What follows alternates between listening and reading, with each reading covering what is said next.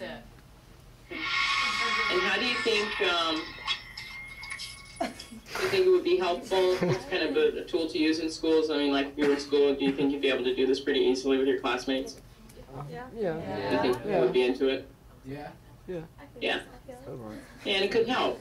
So thank you for doing it with me. One of the things that kind of makes Mix It Up, the lunch portion anyway, successful is that teachers do these kind of icebreakers and activities in their classrooms, not only just on Mix It Up Day, but like in the kind of days leading up to it. So you kind of build some anticipation and some excitement about it.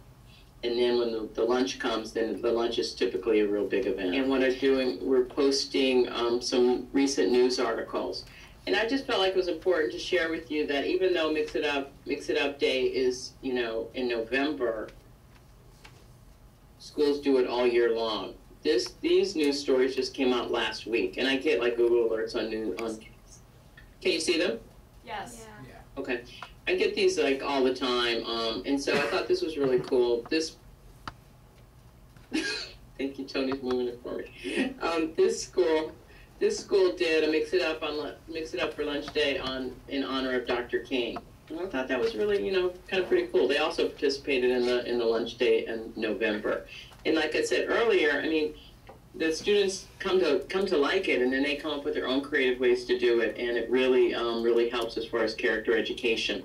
It also helps to stifle bullying behaviors, because research shows that when students are engaged with one another, and the school community is trying to build an inclusive school community, bullies don't thrive in that kind of environment. Bullies really thrive in environments where people are kind of more socially isolated, and they're able to easily identify the kids who are like in the out group, and then they choose to harass them.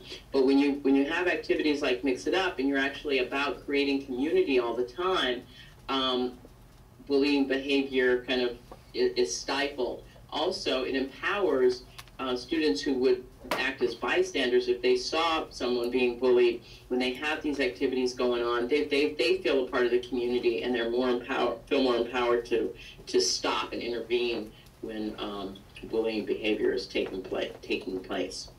Also makes just everyone feel like they're a part of a community. Okay. There was another news link, I think you all have it. It was about this Catholic school.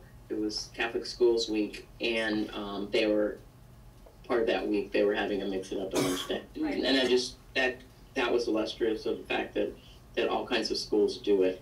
And again, that one happened a couple of weeks ago. So that's that. This was created by students and shared on our website so that other schools and teachers and students could use it as well. They often come up with their own songs, and they'll play these over the PA system, you know, leading up to the day or on the day. Okay, here we go.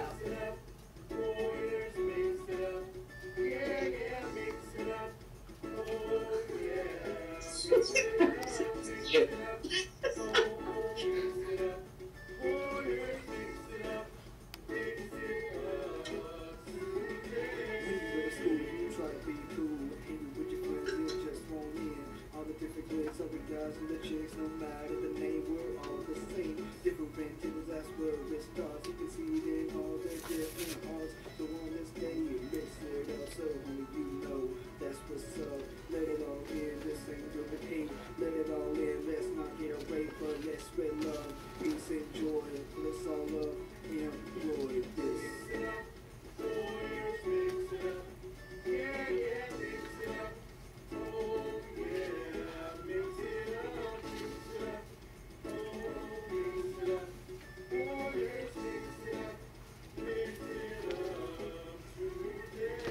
See, I mean, one of the reasons I like it, okay, it's not, you know, going to be a top seller or anything like that, but, you know, I mean, like, I just love the fact that the students did it, you know, and did it on their own, and then kind of, you know, felt good enough to share it with the entire school. And the funny thing is that they many schools, they kind of all sound the same. I guess to Mix It Up is hard to rhyme with, but anyway, I thought it was cute. So I shared that with you. Great. Now I'm ready for your questions. Okay. Hi, I'm What we're Elliot. gonna do. I was just wondering, like, how the schools go about bringing the program, like, to their school. Like, do you send out, like, letters to them, or do they come to you? Like, how does that work? Thank you. Excellent question. What we do, remember the magazine that I told you about? We send out twice a year. We, of course, do feature stories about it, send information out that way in the magazine in the spring and in the fall. And then we also, our e-newsletter subscriber list has over 100,000 people, so we send out e-blasts at the beginning of the school year. And what I did last year was every week I would send a letter inviting them, reminding them, telling them about Mix It Up. And then once they signed up for it, then I would send them a weekly thing. Okay, this week you might want to do this, next week do that kind of stuff. So that's how we advertise. All right, who's next? Okay. I'm Colby. My question is, what would the grant be going to? What specific project? And do you have a timetable for it, or is it just in general? Well, it would. Thank you. Did someone else say something? No, Okay. it was just me fumbling with the cam. Okay. There we are. Okay. Thank you. The grant that we're asking for funding for the Mix It Up program, so it would go towards that. I think that I believe that you have the full budget for the teaching tolerance programs in general, which is huge, right? So we wanted to ask for your support for Mix It Up because it's a program that that you could own, you know, based on what you all are going to fund. You would like essentially own this particular program, and it would start now because our budgeting is on a fiscal year kind of thing. So we're already investing money in the Mix It Up program, and the magazine just went out last week. So we'll continue to advertise and that kind of stuff. So we'll go totally toward Mix It Up. We send out stickers and posters and kind of little things to get people excited about the program. Can I just ask a question, just to help out? Is there in the proposal, and you guys can help me, or at least you can tell me, is there a specific budget for Mix It Up, or it was just the tolerance program that? No, there's a specific line item for Mix It Up in the overall budget that you have. Okay, so did everybody see that? You have the FY budget for tolerance education, the tolerance education department. Mix It Up is under a public education expense at $65,000 for the program. Okay, thank you. I just wanted to clear that up. Thank you. All right, another question. But for teaching tolerance is $2 million. So, Say and that that again, that's why I wanted to give you all something that you could own rather than just granting money towards a huge budget like that. It would be hard to see what you were doing, or how you were helping. Okay, thank you. Eric, so where does the $8,000 go to? Does that go to like the advertising in the newspaper for Mix It Up? Oh, I see. I see what you're saying. No, that just goes in the entire pot of the $65,000. We don't. Well, I could give you an itemization on that, but we don't itemize. Like, what are the type of expenses? A program inside a program like that. So it would go towards the $65,000 budget for Mix It Up. Well, but if you wanted to direct the funds in some kind of way, we're definitely open to that. What are the type of expenses? What are the type of expenses that go into the Mix It Up program? Is it just like the advertising expenses, or is it people? Do you have to go to the schools for the Mix It Up, or? Yeah. And then we send out photographers to on the day, you know, across the country. We send some staff to support. I go to a school. Usually 2 or 3 people from the Teaching Tolerance program go to a school.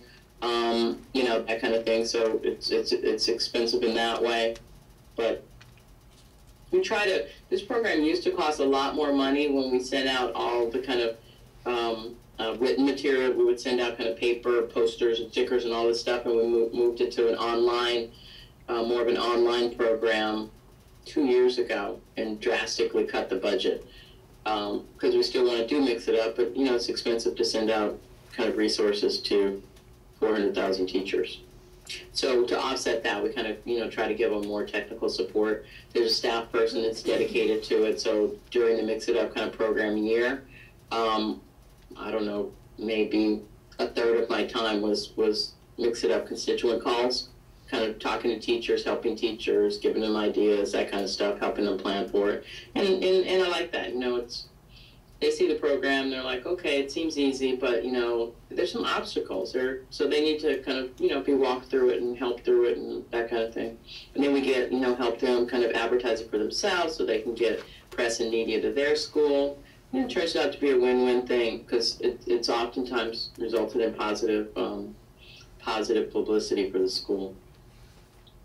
So I'm sorry I don't have a more definite answer on the on where the funds go. I'm Matthew, and you said that for the Mix It Up program, it's K through 12. Is there a specific age level, like elementary, middle, or high school? Does it focus more on any of those ages? What we found is the students that use it most, the schools that use it most are middle schools, and that makes sense because that's where you kind of students are beginning to individuate and kind of like groups, and being a part of a group or being in or out it becomes really super important in middle school. So it happens there more than at any other grade level. But as I mentioned, some colleges do it. We had a college in California. I was going to go visit them in San Diego. They did it at the college level, and then they sent their students who were in their teacher education program out to elementary schools to help run those programs at those schools. So. All right. But to answer your question, middle school, we don't direct it towards that, but that's what kind of results. We create lessons and activities for K-12. Who's next? I know there were some more questions. Everything was answered? Everybody's satisfied? Oh, wait, we have another question?